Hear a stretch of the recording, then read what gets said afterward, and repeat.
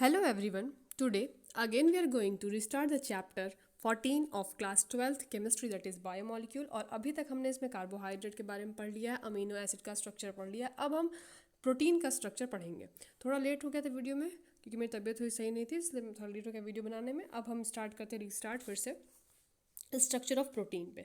तो structure of protein हमें देखते हैं कि अमाइनो एसिड जो होते हैं वो मोनोमर होते हैं, उनसे जुड़ जुड़ के जो पॉलीपेप्टाइड बनता है उससे फिर प्रोटीन बनता है। तो देखते हैं आगे क्या लिखा है। You have already read that protein are the polymer of alpha amino acid. Protein किसके पॉलीमर है? अल्फा अमीनो एसिड के। और एक दूसरे से कनेक्ट किससे होते हैं? पेप्टाइड बॉन्ड से। कौन सा बॉन्ड से? पेप्टाइड बॉन्ड से या पेप्टाइड लिंकेज से। पेप्टाइड लिंकेज होता क्या है? पेप्टाइड लिंकेज एक तरह का अमाइड लिंकेज होता है। अमाइड मतलब कि एक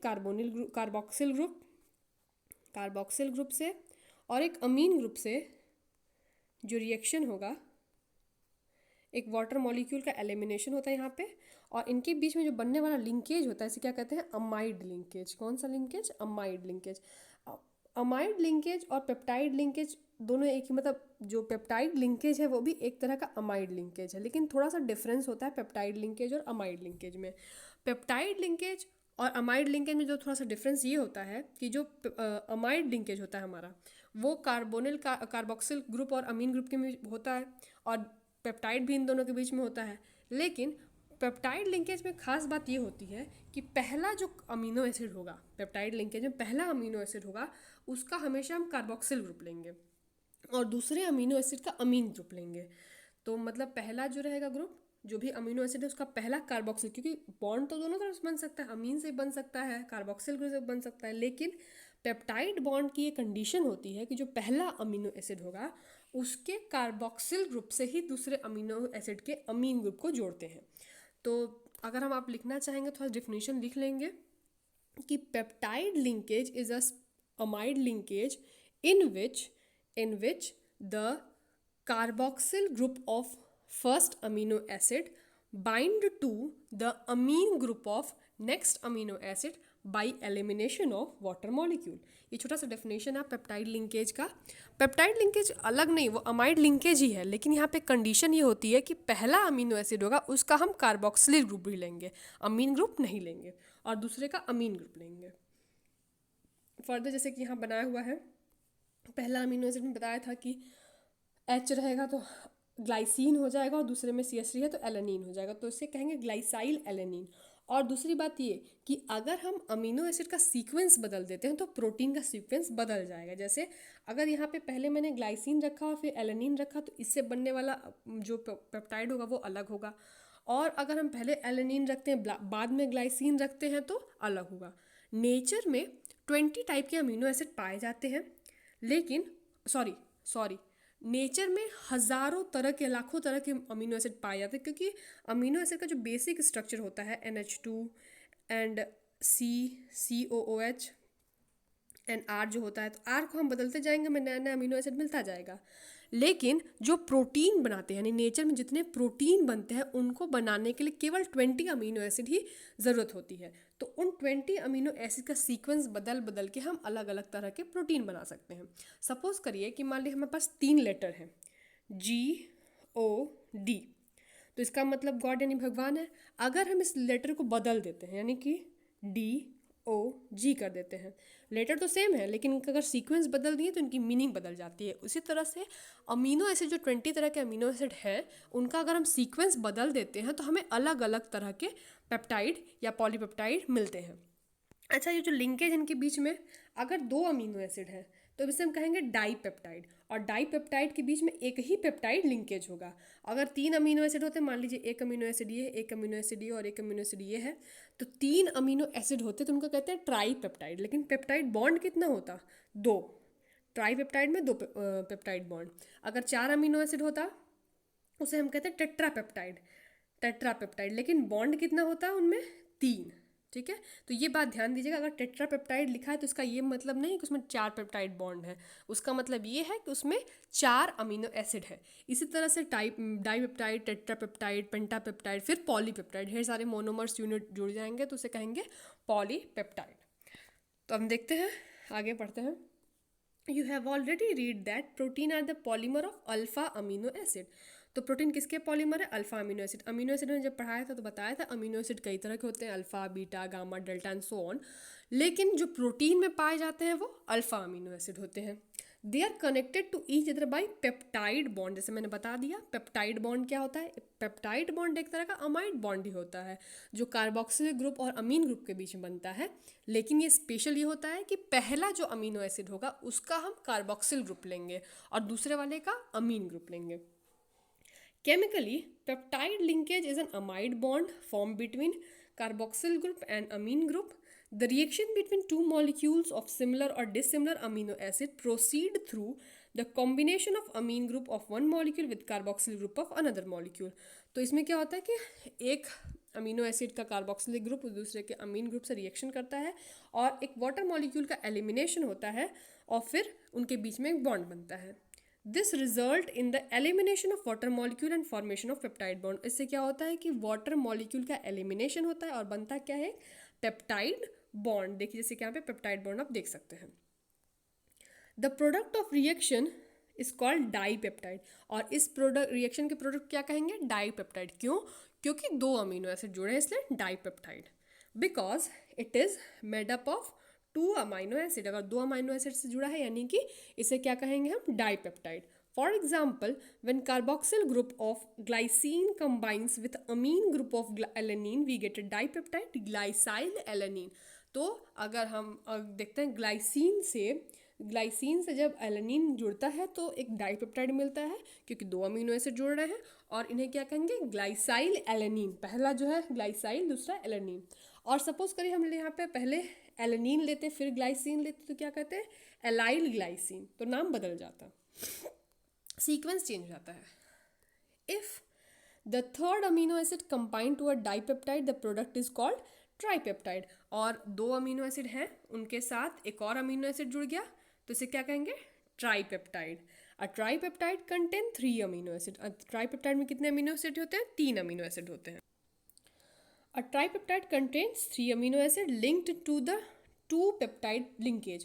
और इनके बीच में कितने पेप्टाइड लिंकेज होंगे ट्राईपेप्टाइड में? 2। तो डाईपेप्टाइड समझ में आ गया होगा, ट्राईपेप्टाइड समझ में आ गया होगा। ट्राईपेप्टाइड में 3 अमीनो एसिड होंगे और उनके बीच में 2 पेप्टाइड बॉन्ड होगा। अगर टेट्रापेप्टाइड कहते हैं तो 4 अमीनो एसिड होंगे, उनके बीच में 3 पेप्टाइड बॉन्ड होगा। इस तरह से और tripeptide contain 3 amino acid, 3 amino acid होंगे linked by 2 peptide bond. Similarly, when 4, 5 or 6 amino acid are linked respective product are known as tetrapeptide अगर 4 अमीनो एसिड है, पेंटापेप्टाइड अगर 5 अमीनो एसिड है, हेक्सापेप्टाइड अगर 6 अमीनो एसिड है।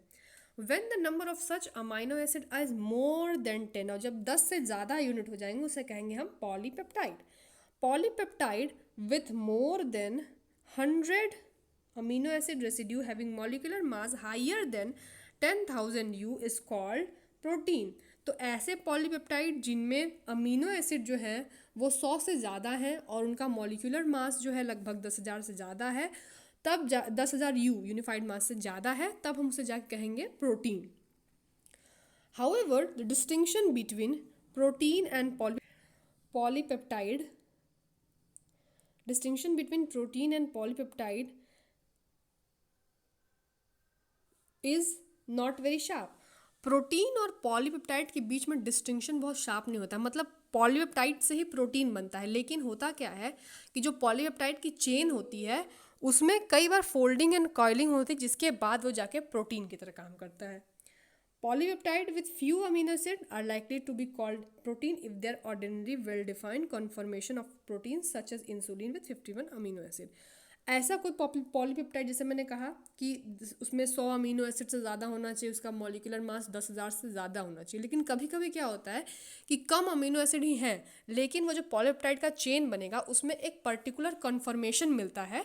उस कन्फर्मेशन जो प्रोटीन से रिलेटेड होता है, अगर वो कन्फर्मेशन उसको मिल जाता है पॉलीपेप्टाइड को, तब वो प्रोटीन की तरह बिहेव कर सकता है। जैसे एक इंसुलिन नाम के प्रोटीन है जिसमें केवल 51 अमीनो एसिड होते हैं, लेकिन जो अमीनो एसिड का सीक्वेंस होगा वो क्या होगा कि उससे कुछ कन्फर्मेशन मिल गया, यानी पॉलीपेप्टाइड चेन को एक पर्टिकुलर कन्फर्मेशन मिलता है, वेल डिफाइंड कन्फर्मेशन, जिसकी वजह से उसको हम प्रोटीन कह देते हैं।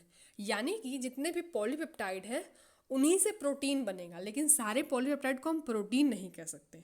जितने प्रोटीन है वो किससे बने हैं? पॉलीपेप्टाइड से ही बने हैं, लेकिन सारे पॉलीपेप्टाइड प्रोटीन नहीं है, क्योंकि जब पॉलीपेप्टाइड एक पर्टिकुलर कॉन्फर्मेशन में आएगा तब जाके वो प्रोटीन की तरह बिहेव करेगा। अब कैसे कैसे कॉन्फर्मेशंस हैं, कैसे शेप बनेंगे, वो हम आगे देखते हैं। Protein can be classified into two types on the basis of their molecular shape. तो molecular shape के basis पे प्रोटीन को हम दो तरह से डिफाइन करते हैं, बताते हैं, क्लासीफाई करते हैं। एक तो होता है फाइब्रस प्रोटीन, एक होता है ग्लोब्यूलर प्रोटीन, दूसरा होता है ग्लोब्यूलर, ग्लोब्यूल बन जाते हैं, ग्लोब्यूलर प्रोटीन।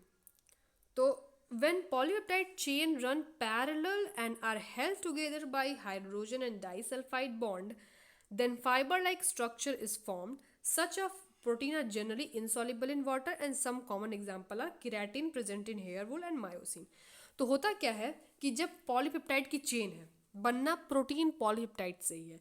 जब पॉलीपेप्टाइड की चेन है, मान लीजिए वो चेन जो है आपस में ये छोटे छोटे जो बॉल्स बना रही है, इससे सपोज करिए कि अमीनो एसिड है, तो अमीनो एसिड है और पॉलीपेप्टाइड की जो चेन है, इस चेन में आपस में मतलब एक चेन दूसरे चेन में हाइड्रोजन बॉन्डिंग हो जाती है या डाइसल्फाइड लिंकेजेस बन जाते हैं, जिसकी वजह से इस तरह से वो एक दूसरे के पैरेलल हो जाते हैं, हाइड्रोजन बॉन्ड से डाइसल्फाइड लिंकेजेस सब बन जाता है, तो एक parallel rod like fibre like structure बनता है और उस प्रोटीन क्या कहते हैं? Fibrous protein. और ये पाया कहाँ जाता है? केराटिन, जो हमारे हेयर में प्रेजेंट होता है केराटिन, वहाँ पाया जाता है।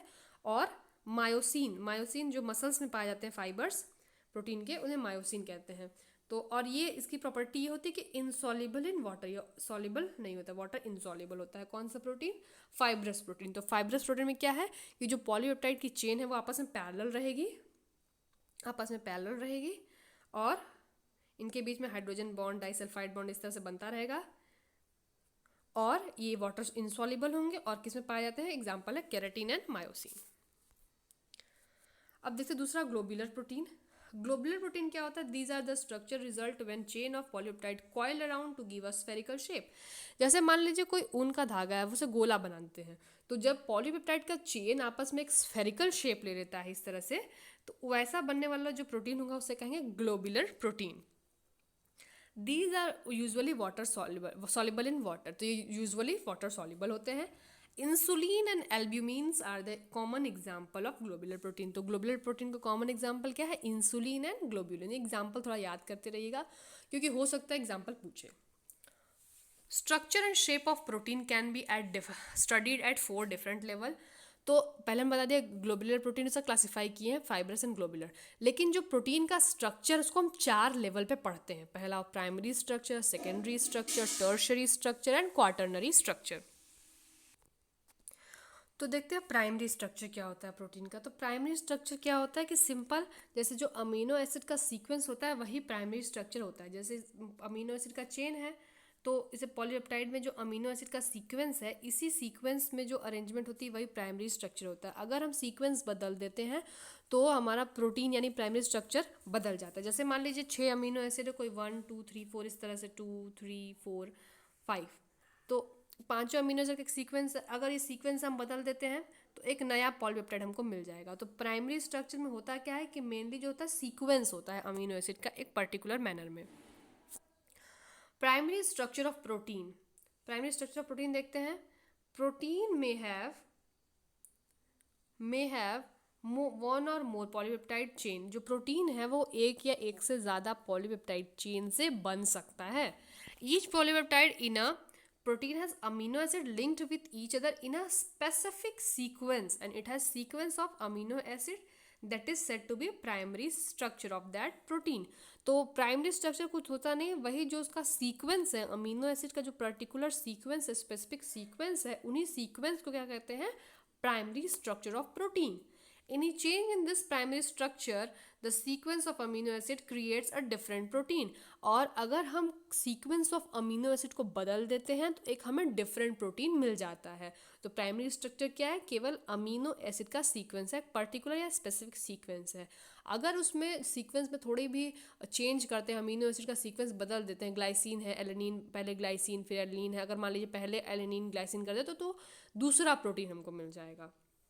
तो प्राइमरी स्ट्रक्चर सिंपल सा है कि ये जो है एक सीक्वेंस है अमीनो एसिड का, और अगर सीक्वेंस बदला तो प्रोटीन बदल जाएगा। देखते हैं सेकेंडरी स्ट्रक्चर क्या होता है। Secondary structure of protein refers to the shape in which a long polypeptide chain can exist।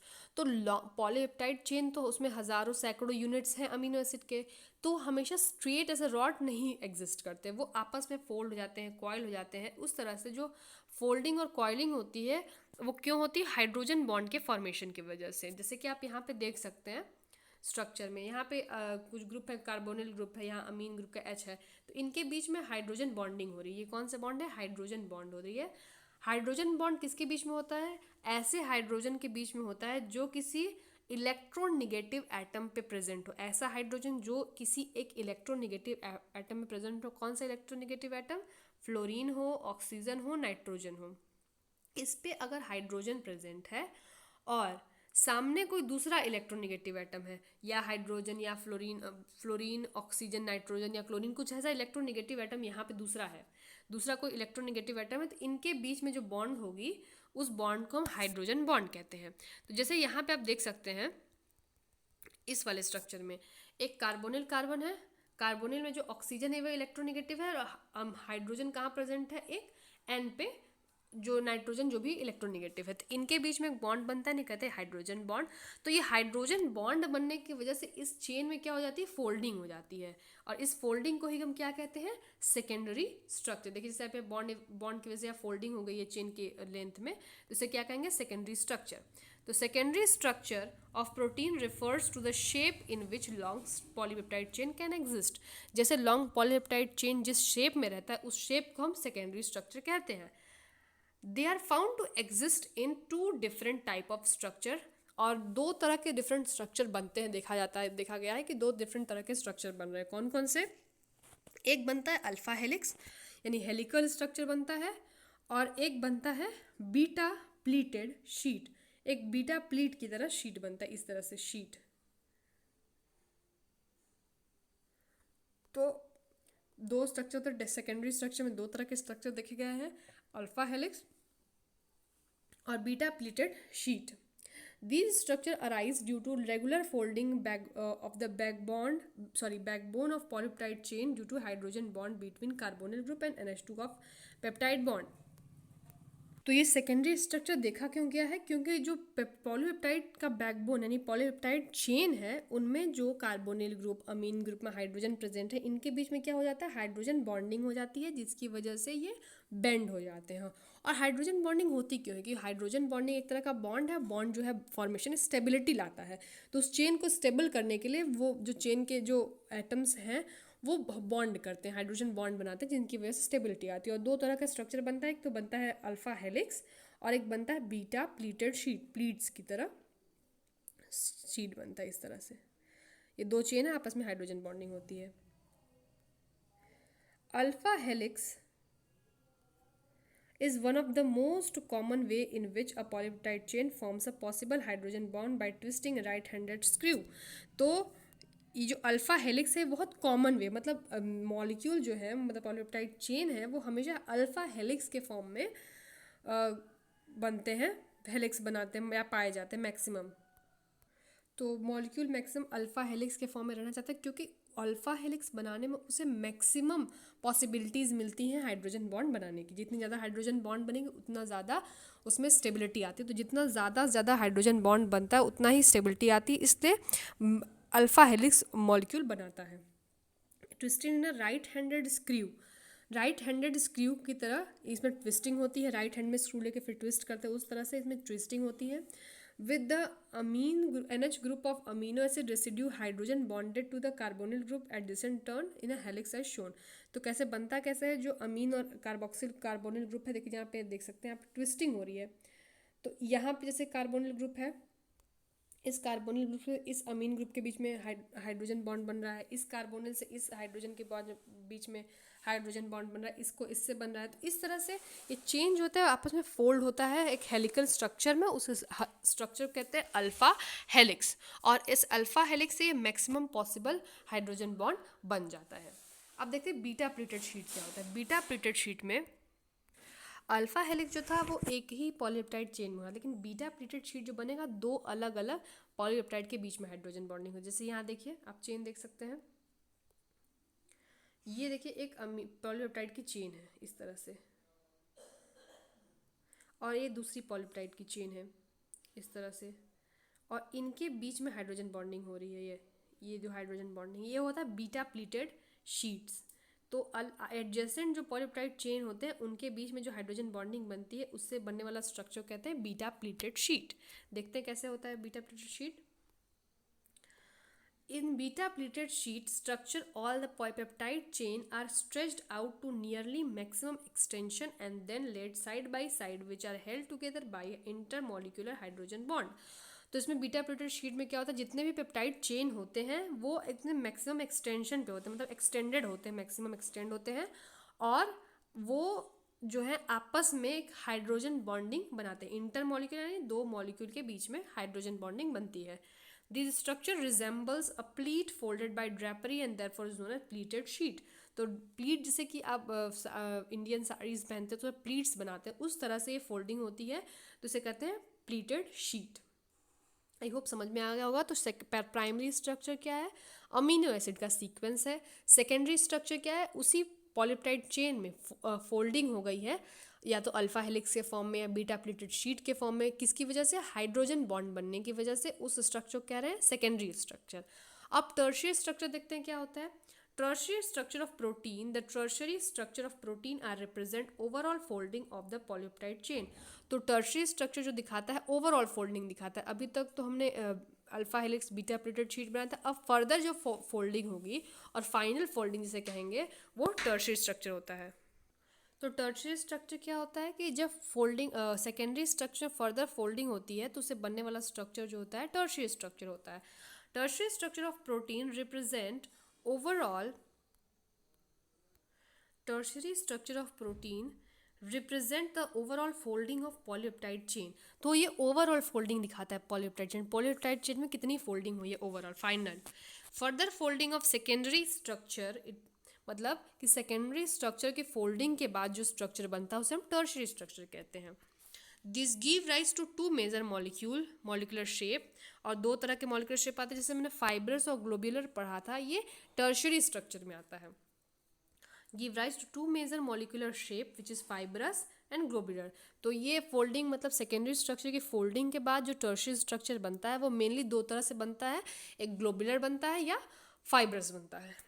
The main forces which stabilize secondary and tertiary structure of protein are the hydrogen bond. तो जो main forces जो होती है, force of attraction होती हैं जो tertiary और secondary structure को स्टेबलाइज करती हैं, कौन कौन से होती हैं, वो हाइड्रोजन बॉन्ड होती हैं जैसे आपने देखा, और डाइसल्फाइड लिंकेज भी होता है, वॉन डर वाल फोर्स भी होता है, और इलेक्ट्रोस्टैटिक फोर्स ऑफ अट्रैक्शन भी होता है। तो ये सब जो फोर्सेस हैं ये सेकेंडरी और टर्शियरी स्ट्रक्चर को स्टेबलाइज करती हैं।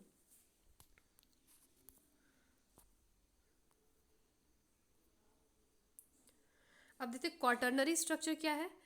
अब क्वाटर्नरी जैसे कि पहला मान था कि सीक्वेंस था, उसके बाद उसमें फोल्डिंग हुई, hydrogen bond alpha helix beta pleated sheet बना, तो सेकेंडरी हुआ, फिर टर्शियरी बना। अब क्वाटर्नरी क्या है, क्वाटर्नरी में होता क्या है कि दो चार अलग पॉलीपेप्टाइड होते हैं, वो आपस उनका अलग अलग टर्शियरी स्ट्रक्चर होता है, और वो जो तीन चार पॉलीपेप्टाइड चेन होते हैं उनका आपस में रिलेटिव जो है हम अरेंजमेंट देखते हैं। जैसे कि मान लीजिए चार पॉलीपेप्टाइड चेन है ग्लोबुलर प्रोटीन के, अपने टर्शियरी स्ट्रक्चर में रहेंगे। क्वाटर्नरी बनने के लिए इनमें क्या होना चाहिए, दो चार पॉलीपेप्टाइड चेन आपस में एक पर्टिकुलर सीक्वेंस में अरेंज हो। जैसे कि मान लीजिए अगर इस तरह से बने, ये तीनों एक लीनियर चेन में हो गए तो एक क्वाटर्नरी स्ट्रक्चर है, या तो इस तरह से बने या स्क्वायर की तरह बने, तो आपस में इनकी अरेंजमेंट क्या है, यही क्वाटर्नरी स्ट्रक्चर दिखाता है कि दो या उससे ज़्यादा पॉलीपेप्टाइड चेन आपस में किस तरह से अरेंज्ड है, उस अरेंज सीक्वेंस को हम क्वाटर्नरी स्ट्रक्चर कहेंगे प्रोटीन का। जैसे देखते हैं यहाँ पे, some of the protein are composed of two or more polypeptide chain. तो जो है कई प्रोटीन ऐसे होते हैं जो एक से ज़्यादा पॉलीपेप्टाइड, दो या दो से ज़्यादा पॉलीपेप्टाइड चेन से बने होते हैं, और उन दो या दो से ज़्यादा पॉली जो चेन होता है उसे कहते हैं सब यूनिट, उसे क्या कहते हैं, सब यूनिट्स कहते हैं। The spatial arrangement of these subunit with respect to each other is known as quaternary structure. और इन्हीं का स्पेशियल अरेंजमेंट यानी स्पेस में कैसा अरेंजमेंट है आपस में रिलेटिव एक दूसरे के रिस्पेक्ट में, वही उसका क्वाटर्नरी स्ट्रक्चर होता है। मान लीजिए अगर 4 सब यूनिट्स हैं तो अगर ये लीनियर तरह अरेंज हो सकते हैं, ये स्क्वायर बना सकते हैं या इस तरह से, तो इनका आपस में कैसा अरेंजमेंट है वही इसका क्वाटर्नरी स्ट्रक्चर दिखाता है। जैसे कि डायग्रामेटिक रिप्रेजेंटेशन यहाँ पे दिखाया गया है बॉल मॉडल से। बॉल्स यहाँ पे छोटे छोटे बॉल्स आपको दिख रहे होंगे छोटे छोटे। इन बॉल्स को प्रोटीन के अमीनो एसिड मान लीजिए, ये जो छोटे छोटे बॉल्स हैं ये अमीनो एसिड है और ये प्रोटीन का स्ट्रक्चर है। तो प्राइमरी स्ट्रक्चर में क्या था, केवल सीक्वेंस थी अमीनो एसिड की, जैसे आप देख सकते हैं केवल सीक्वेंस है अमीनो एसिड का। उसके बाद सेकेंडरी में क्या हुआ कि फर्दर हाइड्रोजन बॉन्डिंग की वजह से फोल्डिंग हो गई, तो ये कौन सा स्ट्रक्चर बन गया, अल्फा हेलिक्स। और इसी तरह से प्लीट्स इसे अल्फा हेलिक्स बना या बीटा प्लेटेड शीट बनता। अब क्या हुआ, इस सेकेंडरी स्ट्रक्चर में फर्दर कॉइलिंग हुई, सेकेंडरी स्ट्रक्चर में फर्दर कॉइलिंग हुई, जिससे क्या बन गया एक टर्शरी स्ट्रक्चर। और आपस में 2-3 पॉलीपेप्टाइड चेन अरेंज्ड हुए, जिस तरह से एक ये हो गया एक ये हो गया, आपस में अरेंजमेंट इनकी हो गई, तो ये बन गया क्वाटर्नरी स्ट्रक्चर। तो primary structure, secondary, tertiary and quaternary structure. और दूसरा मॉडल देख लेते हैं, यहाँ पे दिया हुआ है किसका, primary, secondary and tertiary structure of haemoglobin. Haemoglobin नाम सुना होगा आपने। तो हीमोग्लोबिन जो प्रोटीन है उसमें प्राइमरी, सेकेंडरी, टर्शरी स्ट्रक्चर को दिखाया गया है। ये है प्राइमरी स्ट्रक्चर, ये हमारा सेकेंडरी स्ट्रक्चर है, ये टर्शरी और ये क्वाटर्नरी स्ट्रक्चर। तो आप देख सकते हैं क्वाटर्नरी स्ट्रक्चर में 4 पॉलीपेप्टाइड चेन आपको दिख रहे होंगे, ये ब्लू ब्लू 2 है सब यूनिट और ये 2 सब यूनिट है। और इसमें जो रेड बना है ये हीम ग्रुप है। हीम ग्रुप ये स्टेबलाइज करने के लिए होता है। तो प्राइमरी स्ट्रक्चर में अमीनो एसिड का सीक्वेंस है, सेकेंडरी स्ट्रक्चर में फोल्डिंग है अल्फा हेलिक्स का, बाद में फर्दर फोल्डिंग एंड कॉइलिंग से बना टर्शरी स्ट्रक्चर, और 4 टर्शरी स्ट्रक्चर से आपस में अरेंज होके क्वाटर्नरी स्ट्रक्चर बना दिए हैं। तो आप ऐसा देख सकते हैं। तो इतना आप समझ में आ गया होगा। अब आगे देखते हैं डीनेचुरेशन ऑफ प्रोटीन क्या होता है। डीनेचुरेशन मतलब कि जब प्रोटीन अपना जो सेकेंडरी या टर्शरी स्ट्रक्चर जो है वो खराब हो जाता है, मतलब किसी वजह से किसी कारण से अगर प्रोटीन का टर्शरी या सेकेंडरी स्ट्रक्चर डिस्टर्ब होता है तो उससे जो प्रोटीन होगा वो डिस्टर्ब हो जाएगा और उसे हम कहेंगे डीनेचुरेशन ऑफ प्रोटीन। क्योंकि जो प्रोटीन होता है वो टर्शरी स्ट्रक्चर में आके ही कोई बायोलॉजिकल एक्टिविटी परफॉर्म करता है, या एंजाइम की तरह काम करना है या कोई भी काम है उसको, तो वो अपने टर्शरी स्ट्रक्चर में आ जाएगा तभी जाके वो काम करेगा। अगर हम सेकेंडरी या टर्शरी स्ट्रक्चर को डिस्टर्ब करते हैं, कैसे डिस्टर्ब कर सकते हैं, टेम्परेचर बढ़ा दिए, टेम्परेचर बढ़ाने से बॉन्ड जो हाइड्रोजन बॉन्ड है वो कमज़ोर हो गया या टूट गया, या सल्फाइड लिंकेज टूट गया, या पीएच कम कर दिए, पीएच बढ़ा दिए, तो मतलब कोई भी कंडीशन चेंज करके अगर किसी तरह से हम उसका सेकेंडरी या टर्शरी स्ट्रक्चर को डिस्टर्ब कर देते हैं तो उससे जो प्रोटीन होगा वो डिस्टर्ब हो जाएगा और उसे कहेंगे denaturation of protein. Protein found in biological system with unique 3D structure and biological activity. जो प्रोटीन होता है नेचर में पाया जाता है उसका एक पर्टिकुलर 3 डायमेंशनल स्ट्रक्चर होता है और उसकी एक पर्टिकुलर फंक्शन होता है, बायोलॉजिकल एक्टिविटी होता है। और उस स्ट्रक्चर को कहते हैं नेटिव प्रोटीन, मतलब वो जो इनिशियल बना है जिससे अपना काम कर रहा है, जिस स्ट्रक्चर में है, जिस शेप में है, जो इसकी एक्टिविटी से हम नेटिव प्रोटीन कहते हैं। When a protein is native form is subjected to physical change, और जो नेटिव प्रोटीन है यानी कि ओरिजिनल प्रोटीन है जिस फॉर्म में वो है उसमें कुछ फिजिकल चेंज होता है। जैसे क्या हो सकता है, change in temperature, chemicals changes like change in pH, उसमें फिजिकल चेंज हो रहे हैं, टेम्परेचर चेंज हो रहा है या पीएच चेंज हो रहा है। The hydrogen bond are disturb, अगर हम ये सब चेंजेस करते हैं, पीएच बदलते हैं, टेम्परेचर बदलते हैं, केमिकल चेंज करते हैं, तो उसमें जो हाइड्रोजन बॉन्ड है वो डिस्टर्ब हो जाता है। और इस डिस्टर्बेंस की वजह से due to this globules unfold and helix get uncoiled. अब हाइड्रोजन बॉन्ड अगर डिस्टर्ब होगा तो हमारा जो हेलिक्स बना था वो किसकी वजह से बना था, हाइड्रोजन बॉन्ड की वजह से। तो अगर हाइड्रोजन बॉन्ड डिस्टर्ब हुआ तो हेलिक्स क्या हो जाएगा, अनकॉइल हो जाएगा या खुल जाएगा, और प्रोटीन का जो स्ट्रक्चर है वो खराब हो जाएगा, जिसकी वजह से प्रोटीन लूजेस इस बायोलॉजिकल एक्टिविटी। अगर उसका स्ट्रक्चर खराब होगा तो उसकी बायोलॉजिकल एक्टिविटी नहीं परफॉर्म कर पाएगा वो। This is called the denaturation of protein, और इसी को हम कहते हैं डीनेचुरेशन ऑफ प्रोटीन। डीनेचुरेशन क्या है कि प्रोटीन का जो नेटिव स्ट्रक्चर है जिसमें वो था, अपने 3D स्ट्रक्चर में था, वो अगर डिस्टर्ब होता है किसी वजह से तो उसको कहेंगे, उस प्रोसेस को क्या कहेंगे, denaturation of protein. During the denaturation of secondary and tertiary structure are the destroyed but primary structure remain intact. Denaturation के समय हमेशा सेकेंडरी एंड टर्शियरी स्ट्रक्चर खराब होता है, प्राइमरी स्ट्रक्चर जो है इंटैक्ट रहता है। क्यों? क्योंकि प्राइमरी स्ट्रक्चर में अमीनो एसिड का सीक्वेंस है तो वो हमारा नहीं चेंज हो रहा है, लेकिन क्योंकि सेकेंडरी और टर्शियरी स्ट्रक्चर हाइड्रोजन बॉन्डिंग की वजह से बना है, इसलिए क्योंकि टेम्परेचर पीएच बढ़ाने से हाइड्रोजन बॉन्डिंग डिस्टर्ब हो रही है, इसलिए सेकेंडरी और टर्शियरी स्ट्रक्चर खराब हो जाता है। The coagulation of the example देखते हैं क्या है। Coagulation of egg white on boiling is common example of denature. जैसे कि आपने ऑमलेट बनाया कभी होगा तो देखा होगा, अंडे जो रखते हैं तो वो वाइट हो जाता है, जो अल्ब्यूमिन होता है उसमें प्रोटीन का डीनेचुरेशन हो जाता है गर्मी की हीट की वजह से, और वो उसका स्ट्रक्चर बिगड़ जाता है। Another example is curdling of the milk cause due to formation of lactic acid by bacteria present in the milk. तो लैक्टिक एसिड जो बैक्टीरिया बना देते हैं जिसकी वजह से मिल्क की कर्डलिंग हो जाती है, तो जो मिल्क में प्रोटीन है वो डिस्टर्ब हो जाता है, उसका प्रोटीन का जो स्ट्रक्चर होता है एसिडिक सब्सटेंस की वजह से डिस्टर्ब हो जाता है, यानी डीनेचर्ड हो जाता है। यहाँ लिखा हुआ है क्वेश्चन देख लेते हैं टेक्स्ट क्वेश्चन में। The melting point and solubility of water molecule water of amino acid are generally higher than the corresponding halo acid. तो जो अमीनो एसिड जो होते हैं उनका सॉलिबिलिटी मेल्टिंग पॉइंट ज़्यादा होता है पानी में। क्यों? क्योंकि वो एक सॉल्ट की तरह बिहेव करता है, एक सिंपल एसिड के नहीं सॉल्ट की तरह बिहेव करते हैं। Where does water present in egg go after boiling. जो वाटर यानी एल्ब्यूमिन प्रेजेंट होता है वो क्या होता है, डीनेचर्ड हो जाता है इसकी वजह से एग में। तो आई होप इतना सब कुछ समझ में आया होगा। आप फिर से इन टेक्स्ट देख लीजिएगा अच्छे से, और फिर ये प्रोटीन खत्म होता है। अब हम नेक्स्ट वीडियो में एंजाइम्स एंड वाइटामिन के बारे में बताएंगे। थैंक यू फॉर वॉचिंग, और शेयर करिएगा और सब्सक्राइब कर दीजिएगा चैनल।